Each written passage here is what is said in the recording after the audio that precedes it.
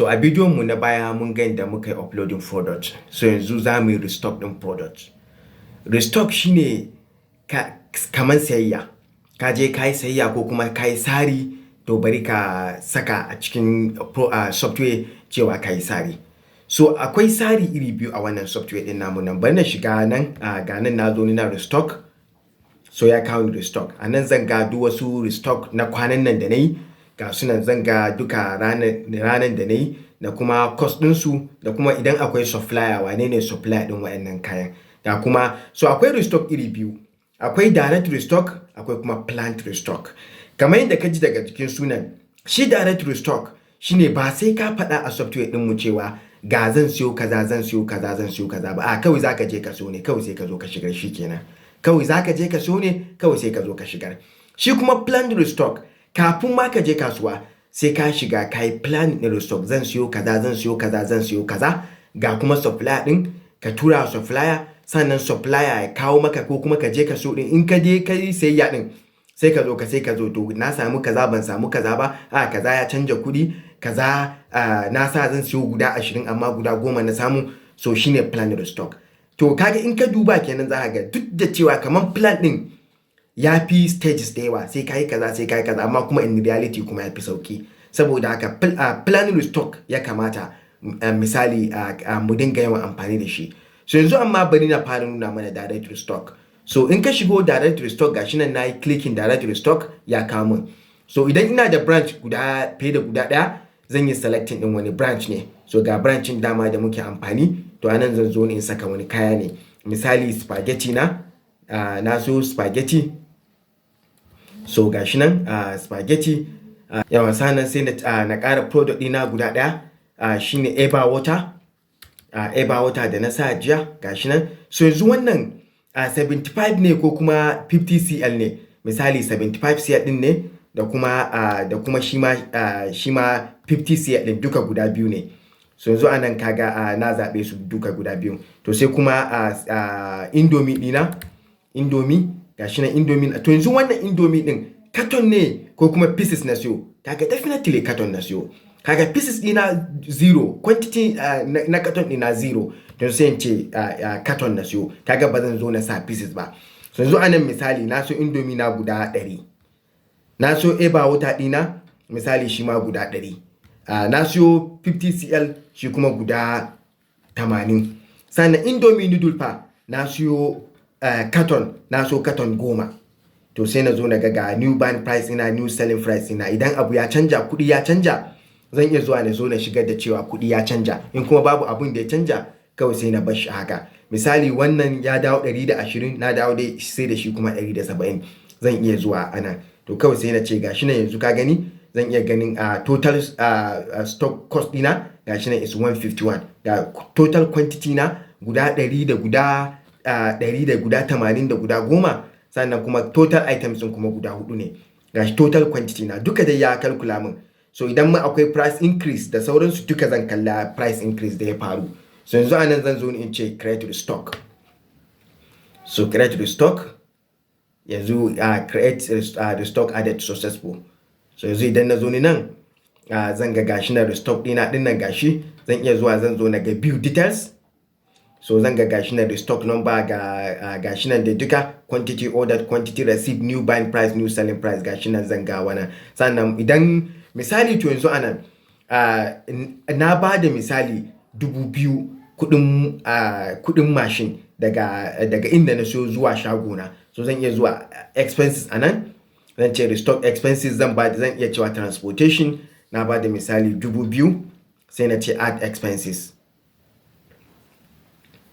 So sannan misali anan zan iya ƙara cewa add expenses again loading ne ko unloading ko handling ko packaging duka zan iya sawa. So tun daga siyowan kaya ma zaka iya saka duka expenses ɗinka. Sannan kuma idan an samu wasu damages zaka zo nan ma ka zo kai recording idan an samu wasu damages. So zaka zo kai recording misali eba water an samu damage amma yanzu ba damage nake so na saka ba so zan iya cancel din shi. So yanzu wannan shine kenan direct restock. So yanzu bari mu koma product din mu na kalla inventory dina shin ya karu kuma misali indomie mun ga cewa indomie package product ne. So package product shi kuma yanda yake daban ne. Idan na so package ɗaya har pieces ɗin ya kamata ya je canja min. Kaga ga nan indomie ɗina na so carton 10 ka gani 10 ya hau, sannan kuma automatically pieces guda 400 ya hau, saboda kowane indomie carton ɗaya akwai guda 40, to guda 40 sau 10 shine 400, kaga automatically pieces ya hau, pieces 400 ya hau. Sannan ga golden penny na ina da 100, ga eba water na ina da 100, 75 cl, ga 50 cl ɗina ina da 80. So kun ga yanzu cewa duka wannan ɗina sun hau kenan, quantity na ya karu da yanda ya kamata. Sannan a nan idan na zo ni zan ce view details, misali golden penny na, so ka gani zan ga yanda nake sayarwa, ga yanda nake saya, ga profit margin ɗina. Idan ma watakila ina cin riba kaɗan zan iya zuwa zai iya min suggesting cewa na ƙara riba na yi kaɗan. So sannan kuma a nan zan ga sales and stock information ɗina, so gashi nan da na saya amma ban sayar ba. So yanzu bari mu koma restock. Na danna restock a nan, yanzu bari na nuna mana plan restock. So shi kuma plan restock a nan zaka zaɓi branch ɗinka. So gashi nan duk abun da suke cikin branch na gashi nan sun fito. So zan iya zaɓen wannan, na zaɓi wannan, na zaɓi wannan, da shi wannan, da shi wannan, duka na zaɓe su. To zan iya kuma cewa misali medium ko high, zan iya abun nan waɗanda suke very low misali in na zaɓa. So duk kayana da suke very low, kaga indomie packet ina carton ina kaga is very low gashi nan. Zan iya zaɓen misali very low wanda kuma sun wuce critical level, gashi smartly zai dinga faɗa min wannan abun. Ba ni ne ya kamata, ni shi ne zai duba ya ga wasu kayana ne waɗanda ya kamata za su ƙare zuwa kaza. So gashi yanzu duka na saka su, to sai na zo na ce to golden penny ɗina misali bari na ƙara 100 kuma du. Eba wata na bari na ƙara 100. Wannan ɗina bari na ƙara 80. Indomie ɗina bari na ƙara guda 10. So amma package ina wannan bari na ɗauke shi, saboda ba na so na piece ɗina bari zan saka shi ba, saboda shi packet ne. Idan na sa carton ai ba pieces na siyo ba. Idan misali na siyo carton 10 da pieces 20, zan iya sa piece ɗin sai na sa shi ma sai na sa 20. To amma tunda ban siyo pieces ko ɗaya ba, zan iya barin sa haka.